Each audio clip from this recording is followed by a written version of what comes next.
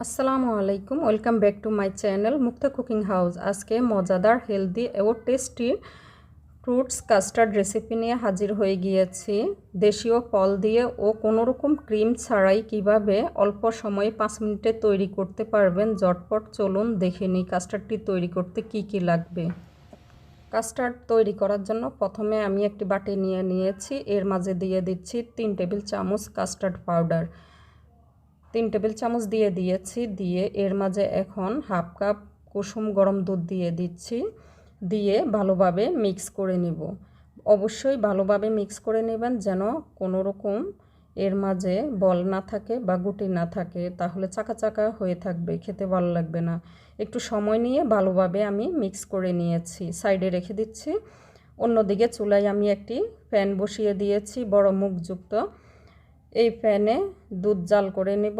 এখানে আমি 750 গ্রাম full cream milk দিয়ে দিয়েছি।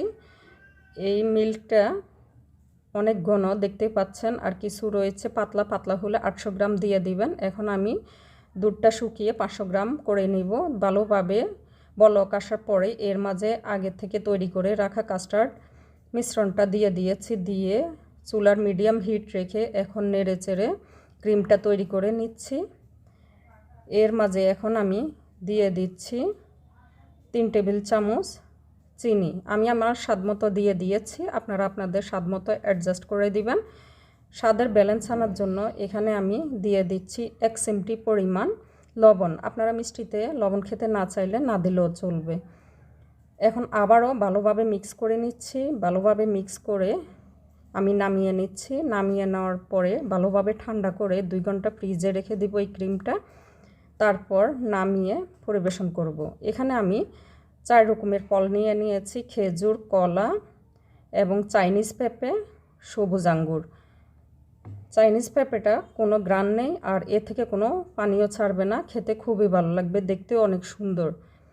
2 ঘন্টা পরে ফ্রিজ থেকে ক্রিমটা নামিয়ে নিয়েছি, দেখেন এখন কতটুকু ঘন হয়ে গিয়েছে। ক্রিমটা একটু ঘন হলে খেতেও অনেক ভালো লাগে। এখন এর মাঝে এক এক করে স্লাইস করা সবগুলো ফ্রুটস দিয়ে দেব। প্রথমে আমি দিয়ে দিয়েছি খেজুর, তারপর দিয়ে দিচ্ছি আঙ্গুর। সবগুলো ফল থেকে কিছু কিছু ফল আমি রেখে দিচ্ছি ডেকোরেশনের জন্য। এখন দিয়ে দিচ্ছি পেঁপে, দেখতেও অনেক সুন্দর দেখাচ্ছে, খেতেও ভালো লাগবে। দিয়ে দিচ্ছি কলা এখানে আমি 2টা দিয়ে দিয়েছি। এখন সব কিছু ভালোভাবে মিক্স করে নিচ্ছি। এখানে শুধু দামি ফল দিয়ে করতে হবে তা না, দেশীয় আপনার পছন্দের ফল দিয়ে করতে পারবেন, তবে টক জাতীয় কোনো ফল দিয়ে করতে যাবেন না, তাহলে টেস্টটা ভালো আসবে না।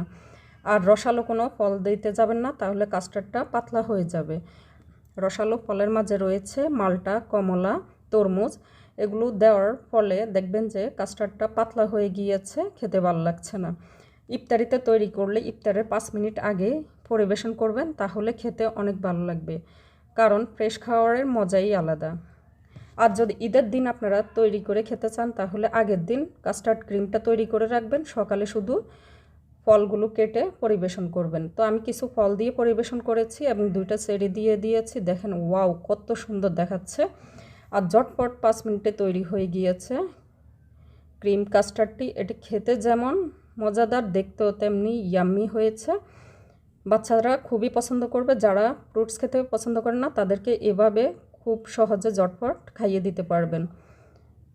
আশা করছি রেসিপিটি আপনাদের কাছে সহজ লেগেছে। এরকম নিত্য নতুন রেসিপি পেতে আমার চ্যানেলটি সাবস্ক্রাইব, লাইক, শেয়ার করার জন্য অনুরোধ করছি।